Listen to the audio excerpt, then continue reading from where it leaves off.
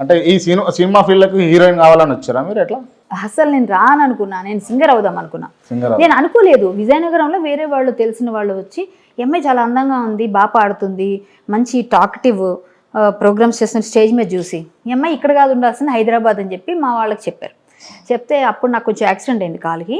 అప్పుడు నేను ఇంట్లో ఉన్నాను 99లో. సో ఆ టైంలో నేను కొంచెం షోస్ కూడా చేయకుండా ఇంట్లో ఉన్నప్పుడు వాళ్ళు పలకరించడానికి వచ్చి తర్వాత ముందు చూసిన ఎప్పుడైతే అంతకుముందు 3-4 మంత్స్ క్రిందట నా ప్రోగ్రామ్స్ చూశారు వాళ్ళు. చూసి ఆయన ఒక విధంగా చెప్పాలంటే ఆయన ఇప్పుడు ఉన్నాడు ఫీల్డ్లో ఇక్కడ హైదరాబాద్లో. ఆయన కూడా జర్నలిస్ట్. ఆయన పేర్లు అవన్నీ వద్దు. వాళ్ళ బావగారు వాళ్ళు వచ్చారు. వచ్చి అక్కడ చూసి మా అమ్మవారి పండగకు వచ్చి చూసి అమ్మాయి బాగుంది, బాగా చేస్తుంది, పాడుతుంది కదా, ఈమెను తీసుకెళ్ళాలి చెప్పాలని ఎవరికో రికమెండ్ చేశారు. సో రికమెండ్ చేస్తే ఇక్కడ వాళ్ళు ఏమన్నారంటే తీసుకురండి అమ్మాయిని అన్నారు.